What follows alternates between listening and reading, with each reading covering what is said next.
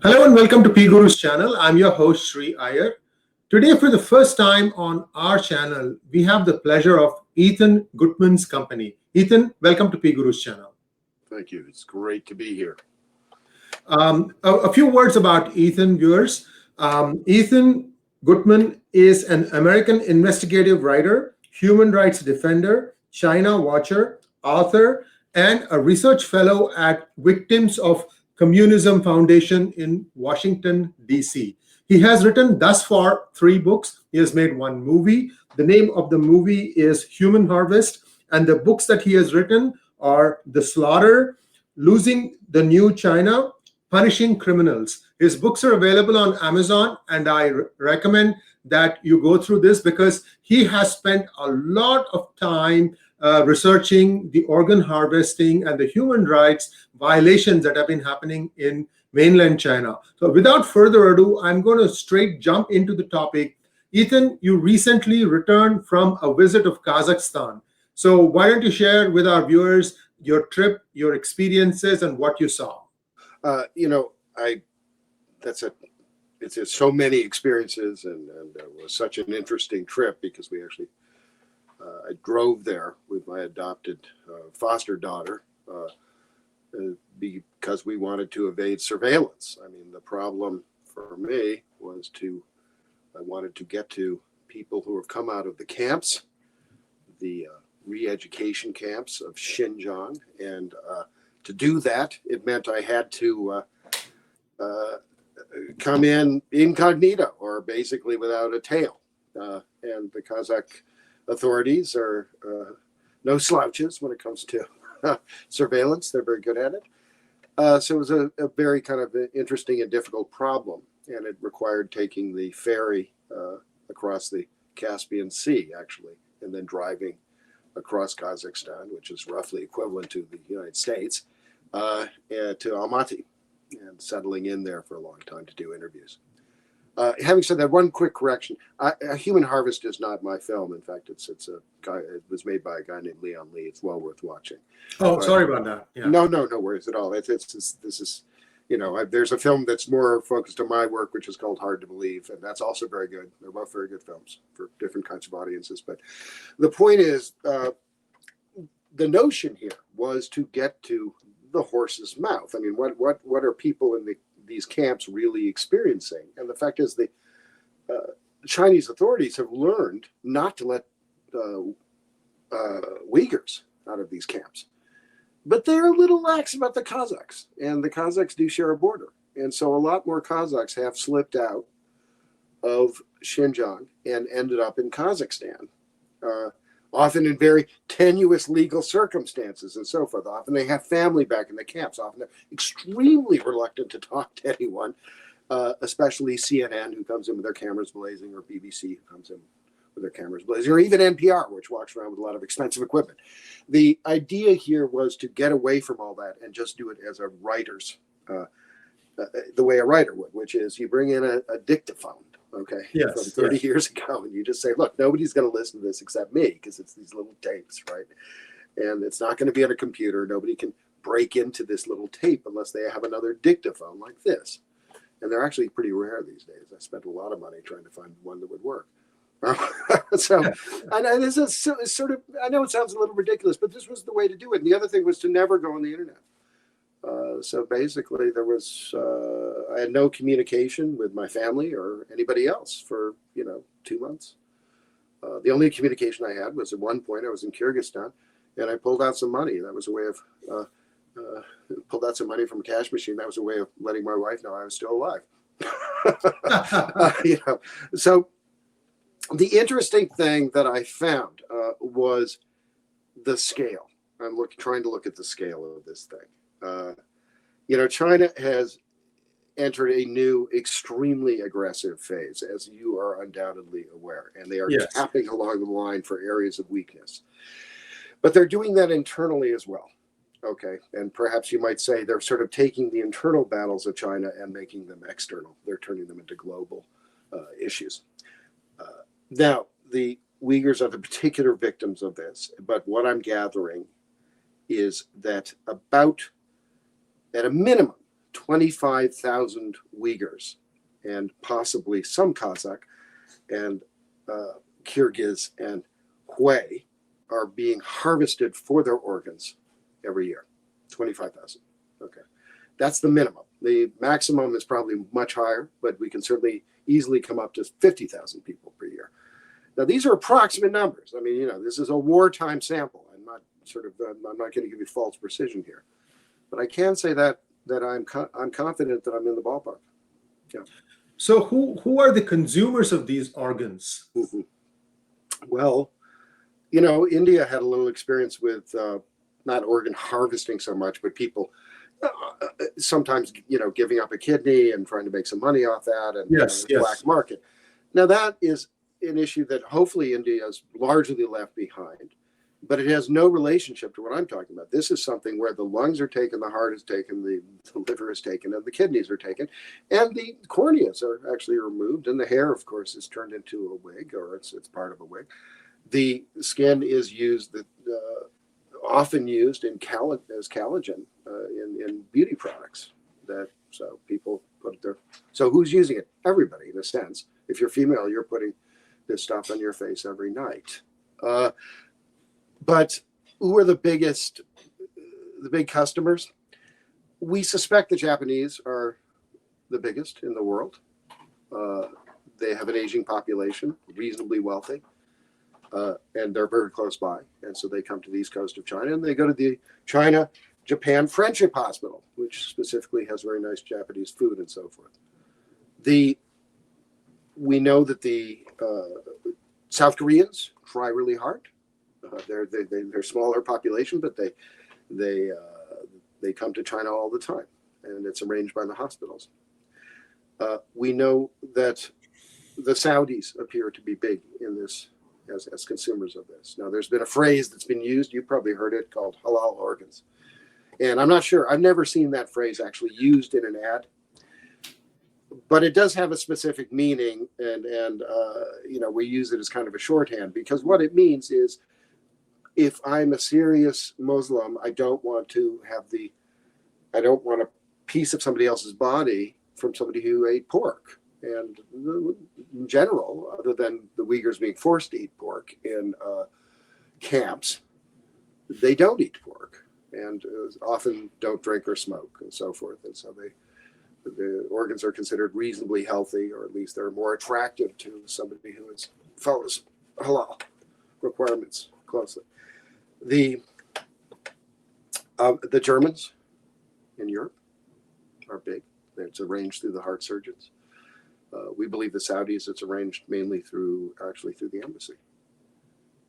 Oh my God! So that is almost officially sponsored thing.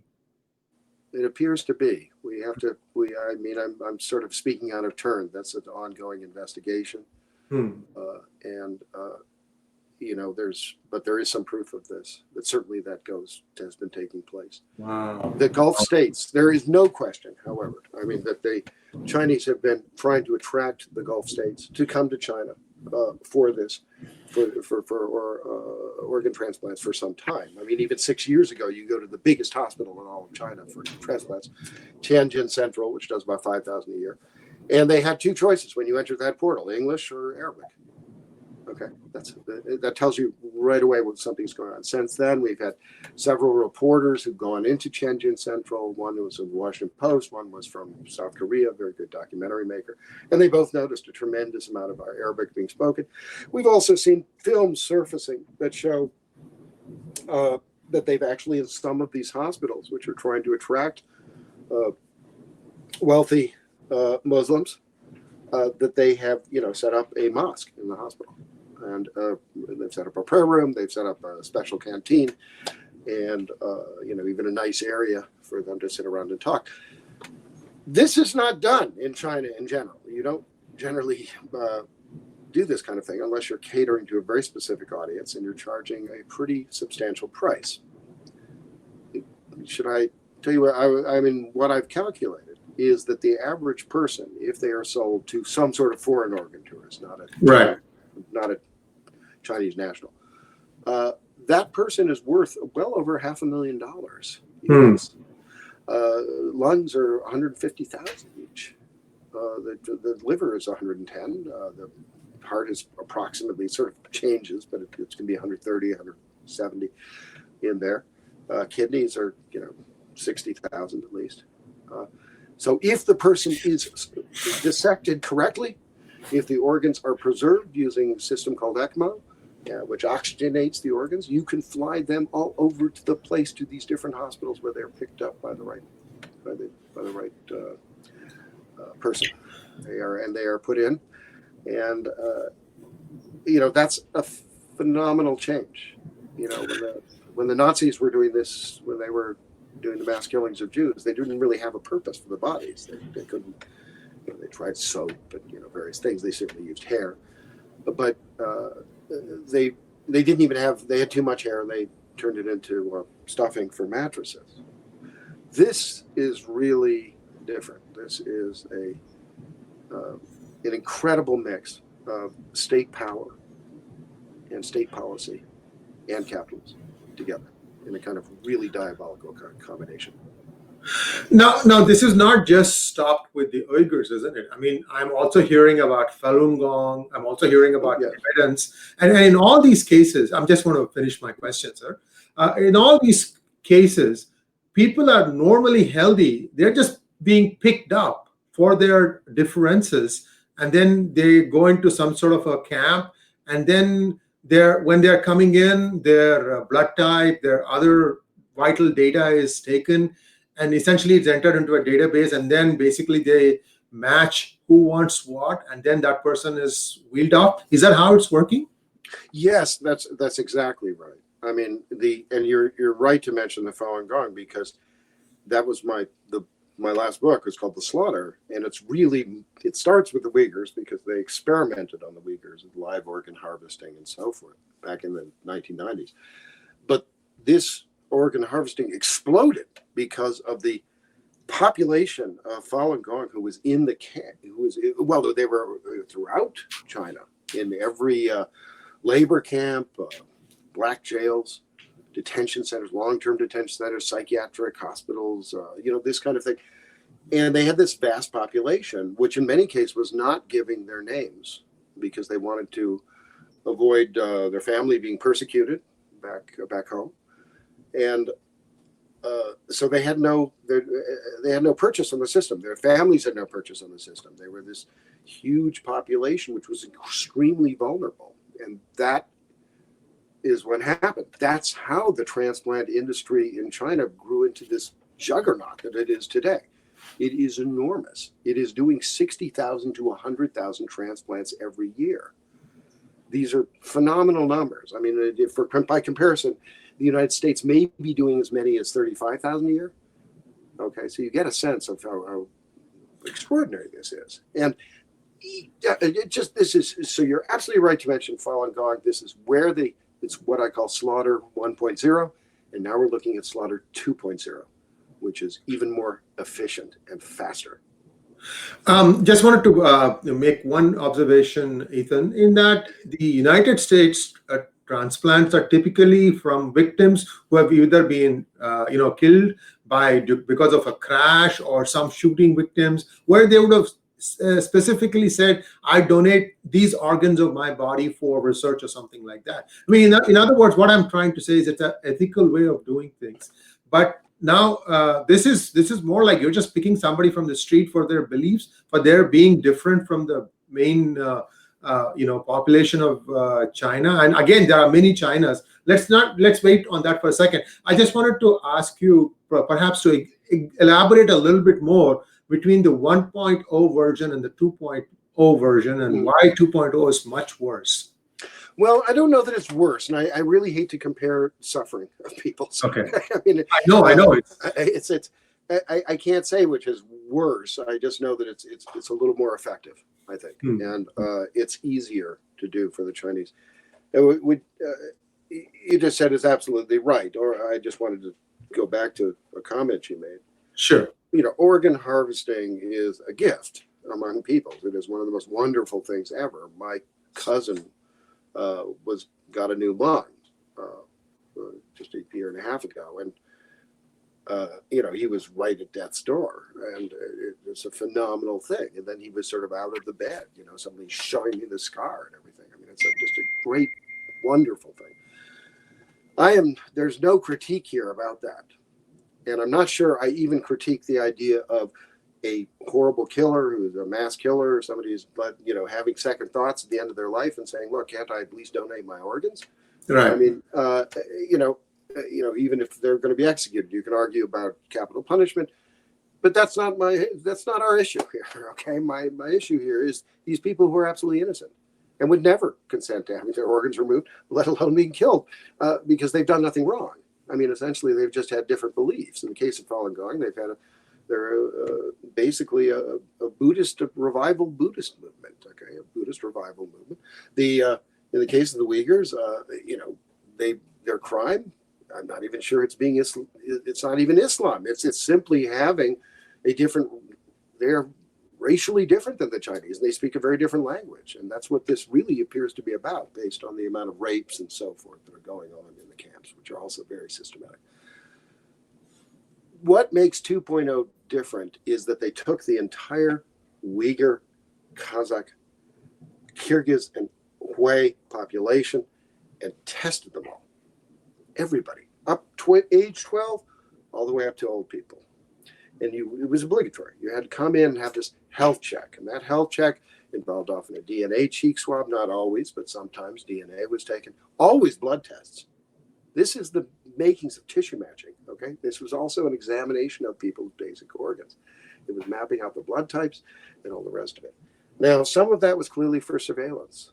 And that's the innocent part of it, relatively. But given the emphasis on blood testing, it's really hard to look at this any other way. Xinjiang is half Chinese. It's over half Chinese. None of the Han Chinese had to have this test. This is a complete racial test, right?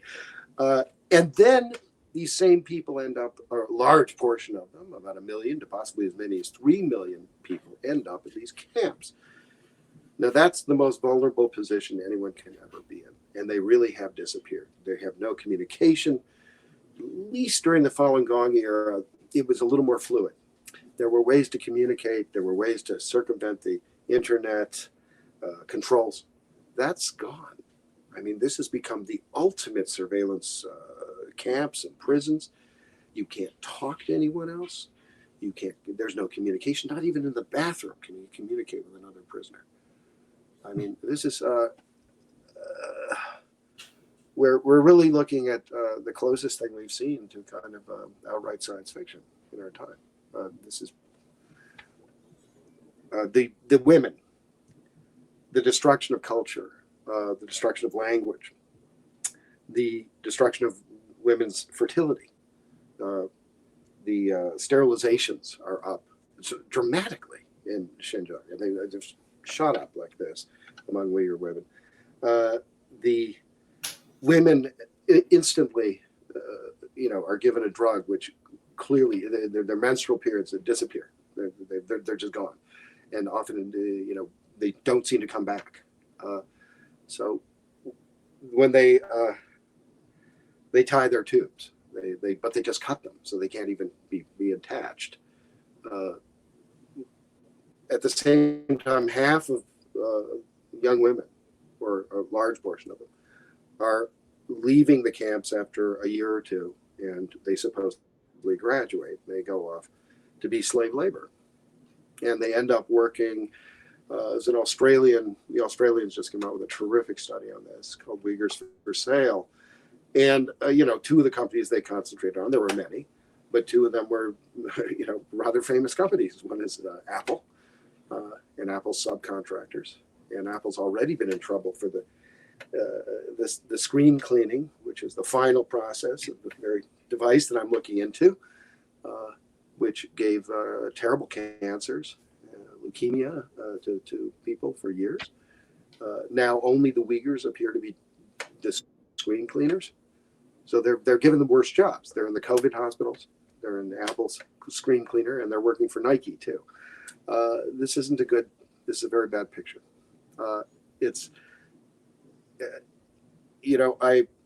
For years I've tried to connect with the Indian population through a friend of mine who's pushed this very hard, and there was a lot of a tendency not to be too interested.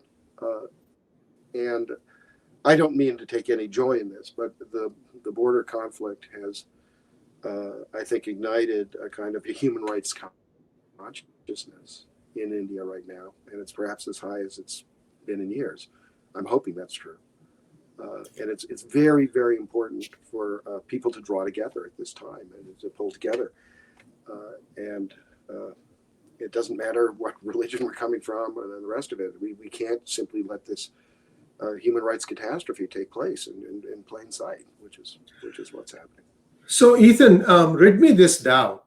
Why is it that these things don't get discussed among city councils, especially like a city like San Francisco, which has had a long history of Asian Americans come in? They came way back in 1850s to assist in the railroad project, and they've put down roots, and the city councils don't seem to discuss any of this stuff. Instead, yesterday, San Francisco passed a resolution against the CAA bill that India had passed. In fact, that bill actually allows the ethnic minorities who are suffering discrimination in Afghanistan and Pakistan and Bangladesh to come into India legally. And they are passing legislation against that. I mean, and here we have tomes of work showing the kind of stuff that has been happening. And these city councils don't want to look at them. What gives? I'm completely baffled, Ethan. I mean, I think the emphasis on, first of all, you know what the answer. I mean, the emphasis on domestic politics here is all just sort of it's Trump, anti-Trump, and that's the only, pro-Trump, anti-Trump, that's the only issue. And this is where people draw the line. If Trump says the sky's blue, they say no, it's raining outside. I mean, it's one of these things. So I think that's part of it. Is so Trump has been taking a strong policy towards China. There's a tendency to sort of say, well, we're going to take a weak policy. I mean, this is a real absurdity and a terrible thing, especially because we are, whether we like it or not, we're entering a Cold War with China. Yes, that's not really because of Trump. That's been happening for a while. Yes, that's because of Xi Jinping. That's the way China is playing it. The whole world is sort of entering this very strange conflict. Now, I don't have an answer to the local problem. I do know that there is sort of, I don't think the Han Chinese, I won't accuse anybody of racism here, but I don't think the Han Chinese are, even in America, are particularly as interested in the Uyghur problem. All right, I've run across that again and again. There's a kind of apathy about it. These are different people. They're genetically different. They're mostly Caucasian, or, with some Asian features. I don't really. I wish I had an answer for why people sort of let these petty local battles distract them from what is the greatest crime of our time. I mean, I am estimating, that the numbers from the combined deaths of Falun Gong and the Uyghurs now, this has been going on about approximately 100,000 at a minimum of Uyghurs have now died, and many more than that of Falun Gong over the much longer period. These are above the Syrian civil war now, the casualty list. The casualties are, I don't like to sort of say, oh, this is a greater tragedy than that, and that's a terrible thing. It's what happened in Syria is awful, and families deserve respect and sympathy. But it is human nature to want to sort of say, okay, what are the main problems and what are the numbers and so forth, and we ask for that because we have to triage these things. We have to make decisions on where we're going to focus our attention. Well, you have to focus your attention on this. We have no choice because it's the number one casualties. This is the highest murder rate in the world. And it was completely preventable. There was nothing saying that we had to go along with this. There was nothing saying that American companies have to stay involved in China. Apple, for example, announced that it was moving 20% of its production capacity to India. I don't know if they're really going to do that. I was going to ask you about it, if you've heard anything. Well, is that really happening on the ground, or is that just sort of an intention movement? Yeah. So there are developments afoot. The only thing is, because of this COVID and the lockdown, information is not coming up all the way. Plus, there could be some logistical challenges to try and move things. And after all, it's coming from China, so there could be extra quarantine procedures in place to make sure that nothing infested comes in. So there is a little bit of unclear mud like situation now, but I think it is next month is expected to be more normal than this month. We'll have more data on that. Ethan, just one small indulgence. Viewers, please send in your questions for Ethan as we are winding down on the top portion of our show. Do subscribe to our channel. And as we complete, I have one last question for you, Ethan. So viewers, please feel free to send in your questions. As always, you can send in your questions on YouTube. We have moderators looking at them, and they'll forward it to Ethan. And let's get back to the talk again, Ethan. So I have one final question for you, Ethan. Tibet.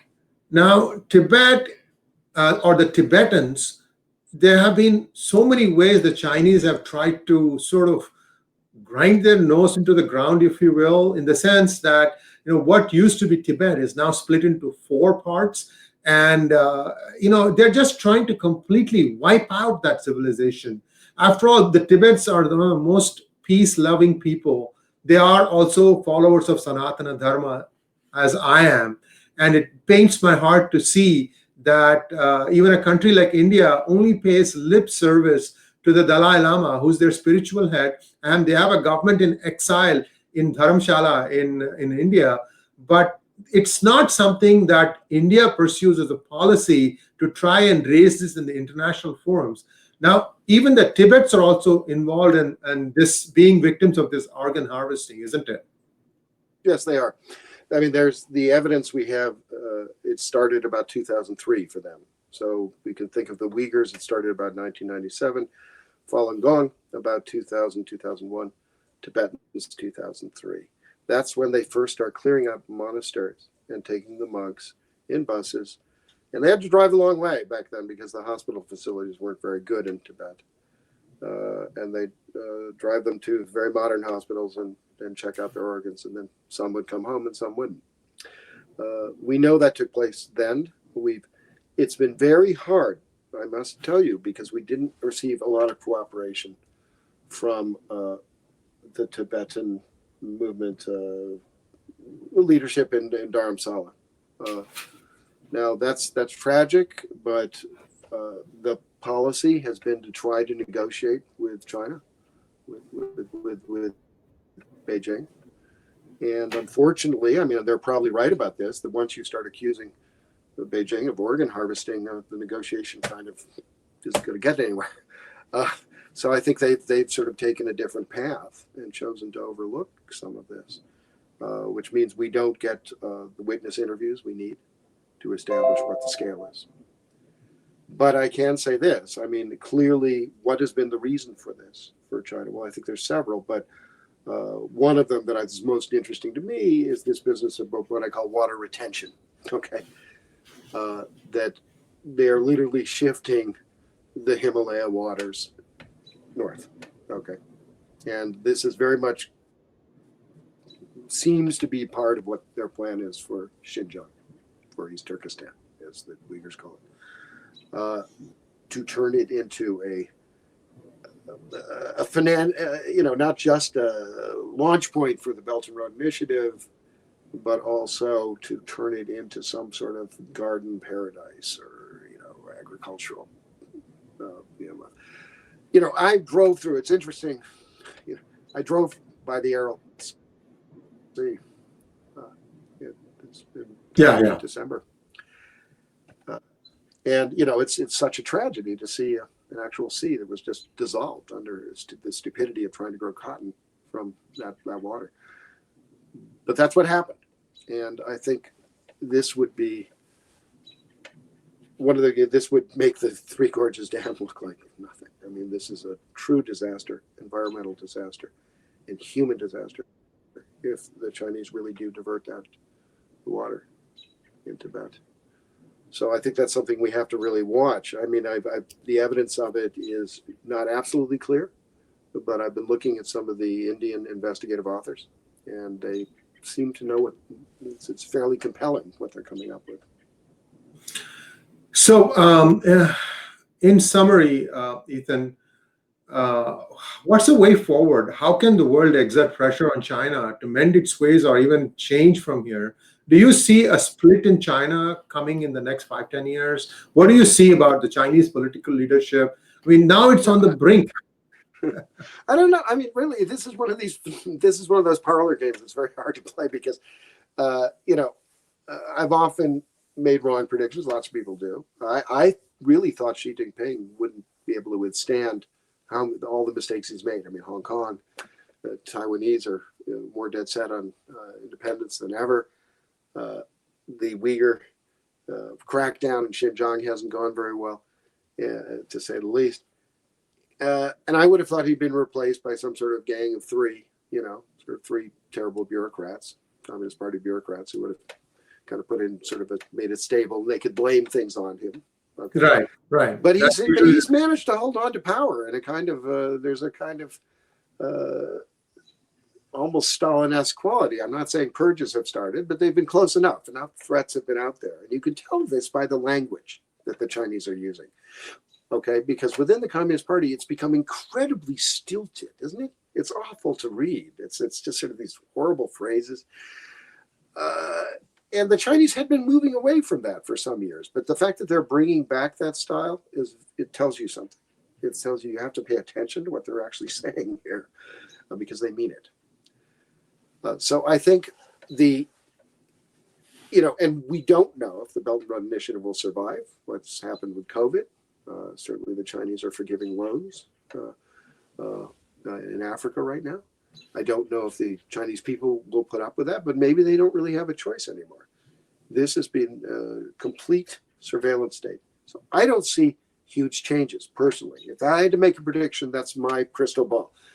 And what does that tell us? It means we have to find a way to stay the course. We have to find a way to unite, work together, and stay the course. This is the Cold War 2, and it's a tougher one than the Cold War 1. Much tougher. So, because we're fighting, much wealthier nation, right?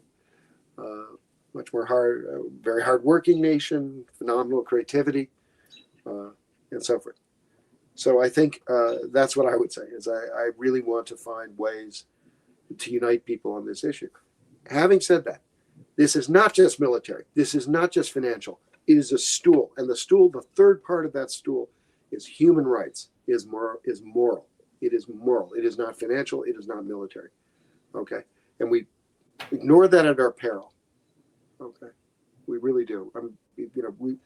There is a decency, okay, to states which are democratic.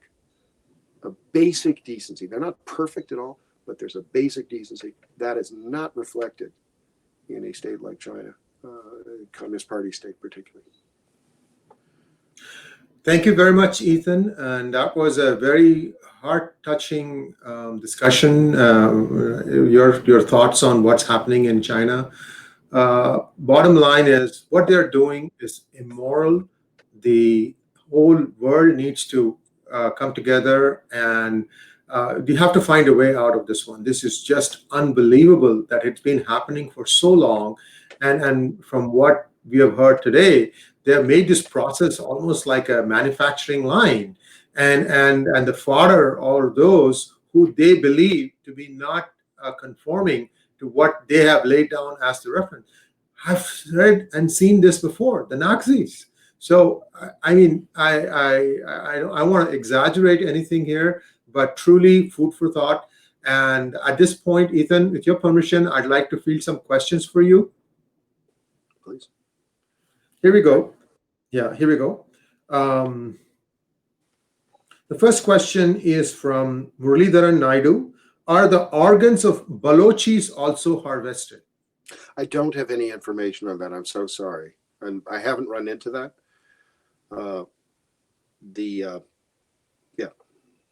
I mean, and I want to say one other thing about that. We are, you know, we are using tiny pieces of information here. I mean, and one of the reasons why I lay so much emphasis on actually interviewing people who come out of the camps is because I don't expect them to give me the whole picture, but sometimes you get a little slip where you get a piece of information that could come from no one else. Somebody, and only somebody who was inside those camps can give you a lead on that. I will certainly keep that in mind. The other, you know, we didn't know that Falun Gong were still being harvested in Xinjiang, of all places, but they have moved some Falun Gong up. I've run into this several times with several witnesses. The next question is from Srihari Kulkarni. Do Mongolia or Mongols identify themselves differently, or are they also considered as Han? They are not considered as Han, and they feel discrimination very keenly. I would not say that the move against the Mongolians has been anything near what we are experiencing with the Uyghurs. There is an interesting thing that's come up, though. One of the ways that we knew, one of the things I picked up from my witnesses, if they're a female, they would have to put their head through a hole in the wall when they first arrived at a camp. And their head would be shaved and the hair's gone. And then I started talking to a Radio Free Asia reporter who was looking into wigs, human hair wigs, and apparently the production's gone up approximately 400% last couple of years. It's glutting the market.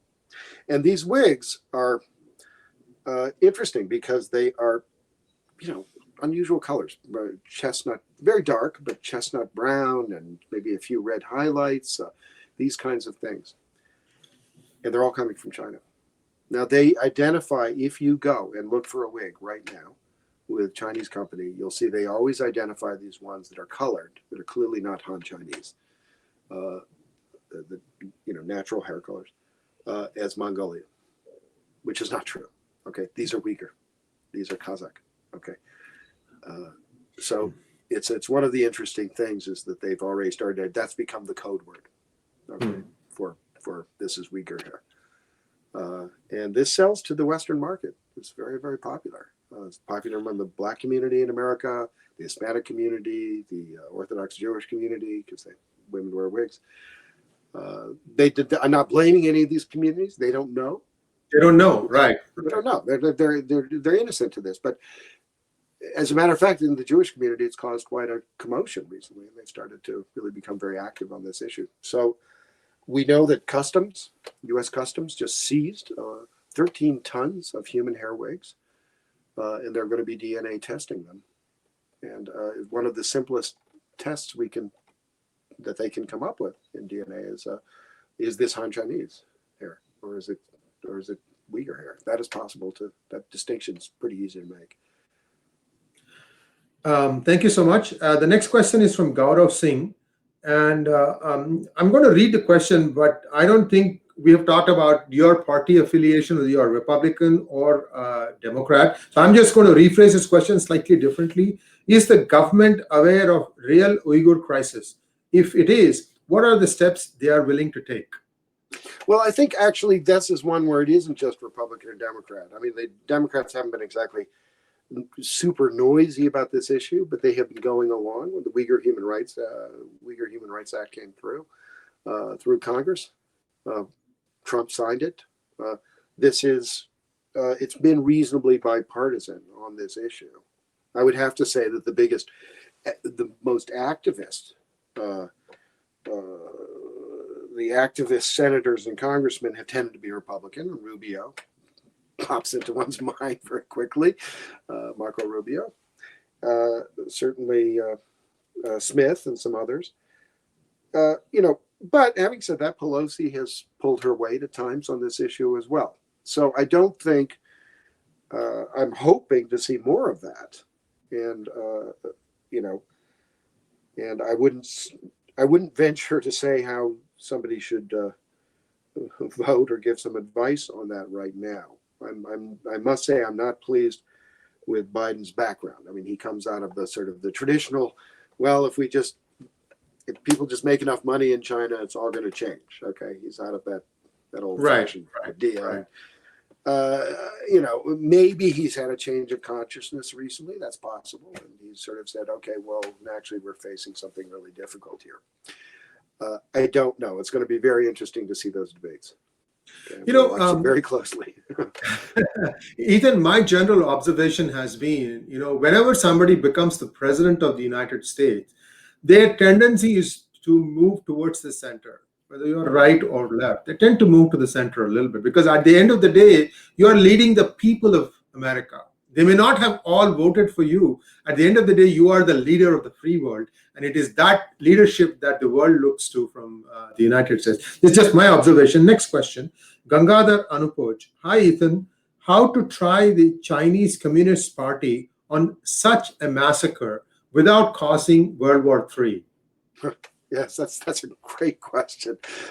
It's true. We're not going to bomb the railways, if you follow me. Okay, we can't do that. And I've thought about this a lot, and I have an answer. Okay, and it is not a political answer. It goes to the medical community. Okay, the medical community has tried to get along with China. They've tried harder than politicians or even businessmen have. And they've sort of said, well, China says they're not doing these terrible things anymore. They were doing them to prisoners, but they're not harvesting them for their organs anymore. Well, that's been the sort of official stance of the transplant surgeons in the West. This is totally wrong. It's backwards. Okay, in the Cold War, my parents were psychologists. I used to ask my dad. I said, "You're so interested in Russian parapsychology. Why don't you go communicate with some Russian psychologists?" And he said, "Oh, we can't do that." I said, "Why?" He said, "Because they put people who disagree with the government into mental hospitals and they torture them there. So we are not allowed, and we don't want to have any contact with them." And that was true. The World Psychiatric Association denounced the Soviet Union every year for doing this. This is what needs to happen in the medical community. They need to cut off. Right now, you have Chinese transplant surgeons who performed operations on living human beings who are completely innocent, and you have them publishing in our medical journals. You have them going to our universities, getting awards in some cases. I mean, they're going to our conferences. This is ridiculous. They should be pariahs, okay? This is the way you want to change China. You embarrass China, okay? You do what you need to do to sort of say, you don't get face for this. We have no contact with your people.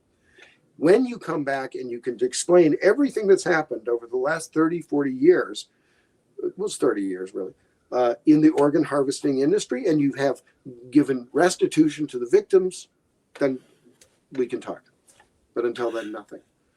This is the way to change it takes discipline, but this is the way to change the policy. And I would suggest for anybody who wants to help on that, the first act you can do is, if you see your doctor, if you have a doctor, I don't care if it's a gynecologist, you say, "Have you heard of this issue? Have you heard about this organ harvesting in China?" That's the way to change things. That stuff bubbles up to the top. Okay, that it rises up, and it's very important for people to take a stance like that. And that is, they hold the cards at this game. Okay, the doctors do, and they're respected. Okay, sorry. No, I think that was a very apt answer, Ethan. And I think somewhere you have to start. And I think where you are suggesting as a starting point is an excellent one. And I might as well add my own 2 cents here, that the United States and the West in general needs to start looking at capitalism from a slightly different lens, from that of a cutthroat capitalism to a compassionate capitalism. Just because you can sell 4 more devices for millions of dollars in China, don't ignore the other aspects of this. That's what is also important here. I don't know. I mean, we are talking to through our channel to the world. I'm sure people will be listening, and this is there forever for posterity. So somewhere somebody will pick it up, and I think, and I hope that some of the captains of the industry will give some thought to this. That you make profit, but what cost is that? Are those profits coming from? The next question, Ethan, and we have having a lot of questions come in. Rajagopal Krishnamurthy, how come the US has not known, in spite of having the best intelligence in the world? It's a really good point.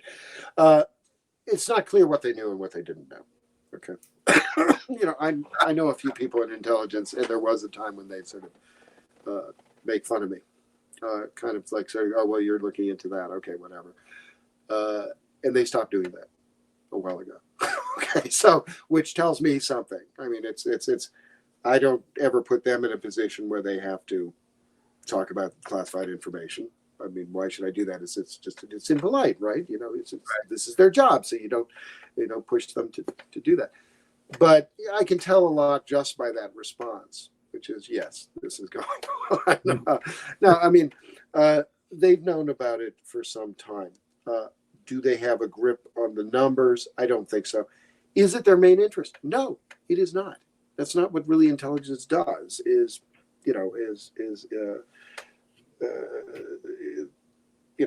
And I have something else too. This is not the Holocaust. This is a slow genocide. Okay, it's a slow moving, cold genocide, as some people have called it. It's 100,000 a year, 50,000 a year, 25,000 a year. That's how many people are getting harvested. It's not that. It's not these spectacular numbers. These are the kinds of numbers that the concentration camps and the Germany set up could accomplish in a week, right? Easily. So I think we have to understand that the intelligence agencies are not the defenders of human rights here. That's not really what they're paid to do. Right. They're also not paid, but fortunately, they're not getting in the way anymore. And in fact, when I was going to Kazakhstan, I did talk to some intelligence agencies that said, "How do I do this?"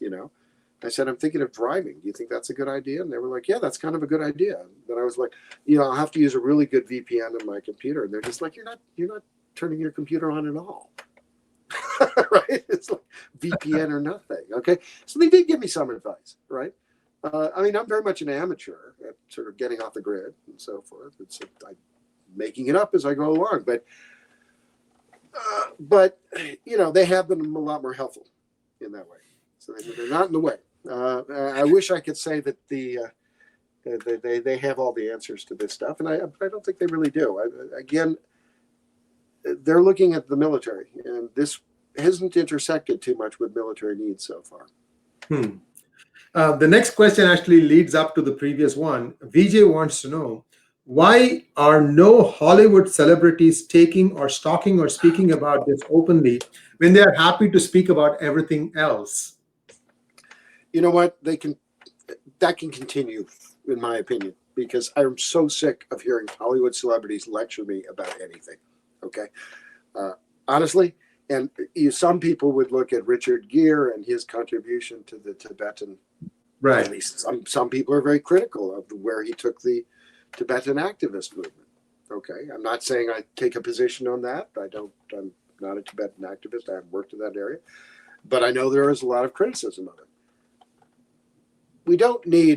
There is a celebrity, actually, Miss Canada. Okay, Miss Canada was a beauty queen, was Falun Gong, and that woman single-handedly changed the whole world's perception of Falun Gong, from these old ladies with yellow shirts to this very glamorous and very articulate young woman. All right, she did a phenomenal job. I don't think we need to reinvent the wheel here. Do we really need celebrities? I don't know. I mean, we're not. What have celebrities really done for Tibet at the end of the day, right? Really? That's true. It hasn't really worked out. The next question is from Nitin Bharadwaj. I think you have already covered this, but I'll ask you anyway. You can just add anything you may not have done before. Why isn't anyone in the international community talking about organ harvesting of prisoners such as Falun Gong, Uyghurs, etc.? Is it because we don't have enough evidence to nail them? No, there is enough evidence to nail them. In fact, there was an independent tribunal which came out in London, which was led by the greatest human rights prosecutor of our time, Sir Geoffrey Nice. And it was very clear. They read every document. They went through, they interviewed many, many witnesses, 35 witnesses or something. And they came back and said, yes, it's true. It's all happening.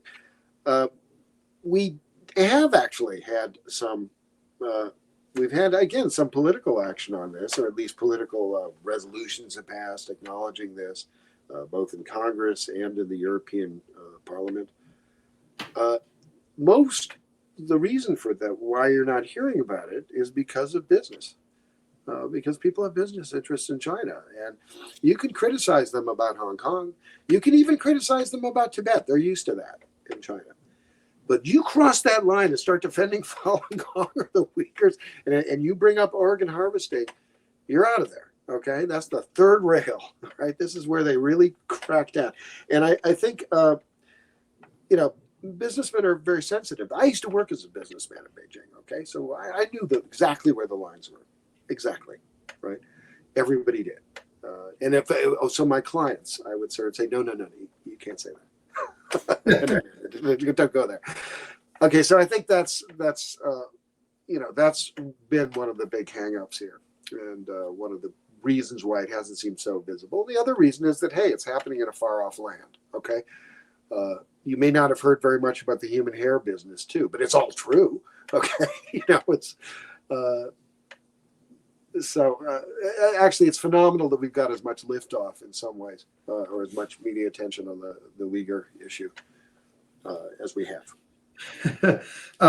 Next question, and these are kind of overlapping on some of the questions that were already asked. So I'm just going to put them together. Gaurav Singh, Gangadhar, basically what they want to know is, do you see an uprising in China due to the persecution committed by the Chinese Communist Party? Are Han Chinese not sensitive towards their fellow countrymen such as the Uyghurs? That's a really painful question to answer. I'm going to have to say they're not sensitive to the Uyghurs. There's a lot of prejudice against the Uyghurs in the Han Chinese population.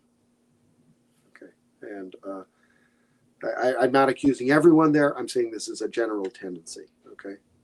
It's marked. And can I mention one thing about that? You see, Falun Gong are Han Chinese mostly. And when they were in captivity, they were brutalized, tortured unbelievably. I mean, my book goes into this. One of the chapters is almost unreadable. It's awful. But rape was not the defining element. It was there, but it wasn't the defining element of what went on. Rape the rape of the Uyghur women is phenomenal. It is systematic. It is public. It is pornographic. There are really some interviews where I literally can't get some of the images out of my mind. Okay. And that indicates to me not a prejudice against Muslims, but a racial prejudice. This is how you treat somebody who you consider to be like an animal. And that's as much, I think I made it clear. So I think this is a real problem. This is one of the things that is really going to make this, that is so tragic for the Uyghur population, and is really tragic for the Chinese population too. So there are 3 or 4 questions along similar lines. The United Nations is supposed to be overseeing all these things. And yet you don't see them doing much of action on this particular problem. What are your thoughts on that? I mean, the United Nations is completely corrupted by Chinese interests and authoritarian states. It's of no help here, and it's almost worthless. I've even been very critical of taking big petition drives to the United Nations because it just saps energy. It goes into a black hole. No, I'm afraid that's not the way we can go here. Where we can go is with, I hate to use this phrase, but a coalition of the willing. I mean, you and me, we're talking. We see eye to eye. We share basic values, like consensus. Right. That's how this has to move. That means you have to grow new organizations, but that's good. Okay, new organizations can be very powerful. And they have energy in them. We started one called the International Coalition to End Transplant Abuse in China. That's gathered a lot of steam. A lot of great academics and lawyers have joined it, and it's very worthwhile, very useful. Thank you for that, Ethan. The next question, and we are almost down to the last few. Sanjeev Rumale wants to know, why is Tibet liberation ignored and importance given to Uyghurs? What steps is the US government taking for Tibet liberation? I think, Sanjeev, that's a great question. I'm not specifically a Tibetan, done a lot of research in Tibet. I relied to some extent on a friend of mine, a colleague of mine who did it for my last book. He did the Tibetan research on organ harvesting. But I think a lot of this does come down to the Tibetan stance, which has been it has been very it has not advocated independence at all. It hasn't even thrown that out there as a possibility. I would venture to say that's been kind of a mistake, that they threw away the tools of negotiation, which is you have to be prepared to go to the nth degree. I don't think we're getting a lot of information out of Tibet. And I think the Uyghur, the operation that's been carried out in Xinjiang is so comprehensive, so intense, that it has received the world's attention. Having said that, I just saw that one of the major Tibetan cities has just been demolished, and so I agree with the premise of the question. I think that there should be a lot more attention paid. Unfortunately, I think that was one of the dangers of going with celebrities. Was, you go with the celebrity and everybody thinks the issue is kind of taken care of. No, it's not. You have to keep doing the research. It's got to be fresh research. You got to be bringing new things to the table all the time, if you can. And that's stopped a while ago. To add to what you said, Ethan, there's a bill doing the rounds in the Congress, which is trying to suggest to the United States government that the US government recognize the autonomous region of Tibet as a republic, a democratic a country by itself. And if the US recognizes that, then a whole lot of other countries might follow suit and put pressure on China to mend their ways, to start with Tibet. After all, the Dalai Lama just celebrated his 85th birthday, and the Chinese are just waiting for him to, move on, and they are going to install some puppet, and they would probably want to completely make Tibet disappear after that. Right, and I think one of the I would venture to say that this has been one of the problems here has been the collusion with Western business in this case. As a guy who worked in Beijing back in the day, I had that Bombardier file on my desk, who had the bullet train to Tibet. And I would pick it up, and I felt like I was picking up a piece of rotting fruit, if you understand. I mean, when I picked it up, I just didn't want to touch it. And I knew I was leaving China soon, and I just left that file. I could not bear to move that thing. I used to get calls about it from Canada every day.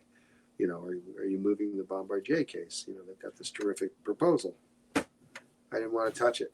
I won't tell you that I took the documents and shredded them so nobody could ever look at them. I didn't do that, but I did not move it. My own hand fingerprints were never on that, because I could see from the design of the train that it was not a civilian train. It was a military train. All you had to do was move the seats out. They were very portable, and you could move tanks into the thing. You could move soldiers and light tanks and so forth, all kinds of vehicles. And that's what it was made for. That's really why they put this thing together. So I think we've made so many mistakes in Tibet for so long, and I'm sorry that I don't have any fantastic solutions. I think, but I would say this: I think lifting the Uyghur cause will help the Tibetan cause. Okay, I think these boats are tied together, whether they like it or not, and even the Falun Gong cause. Okay, these are groups that don't necessarily get along or particularly communicate with each other all the time, but their fates are tied together. We one for all and all for one. I think the other thing is that the Tibetans could help us by paying more attention to the organ harvesting issues. Are people getting medical exams in detention? And what kind of medical exams? Exactly. This kind of thing. What are the disappearances? Who's disappearing? What age are they? Are they 28 years old? Because that's the perfect age for organ harvesting. That's the tip-off, okay? We can't get that information. They don't ask, when they debrief the refugees, they don't ask those questions. I hope to answer that question in a future hangout. Efforts are being made to try and reach out to one of the officials who works in this government based in Dharamshala, and hopefully we will find some of the answers. So this sets an excellent stage for me to come up with a list of questions for the Tibetan official, and I'll be sure to let you know when that's going to happen so you can listen in. And perhaps if you want to have a question or two, we'll absolutely have you participate in that too. Thank you very much, Ethan. That brings us to the end of our program. And it was a fascinating talk. I deal with a lot of subjects, certainly organ harvesting. You've really, given us a lot to ponder. In final, one request from you before we log off. What is your advice to Indians about Tibet? I think we need information on this water situation, this water retention situation. We need information on the diversion of water. The Chinese, if they're doing what I suspect they're doing, this will cause an environmental disaster and a cultural disaster too. And I believe I would also ask that India India's always makes its own path, but I would like to see the Indians start to think about working together with America, with NATO, with on military affairs. I mean, I think we have to. This is it. We've reached that point. As I say, we're entering this new Cold War. We don't like it. We don't want to think about it, and I understand that. But we're here, and I think actually India understands that better than a lot of other countries right now. So they could have kind of a leadership role in this sense. Let's hope so. In Narendra Modi, India has found a strong leader who is not afraid to speak his mind. And we have to wait and see how things play out. Thank you very much, Ethan, for the gift of your time, for taking time out from a busy morning to talk to our audience. And we will be back again, perhaps sometime very soon, to discuss more about this subject. Thank you so much. Thank you. Bye-bye now.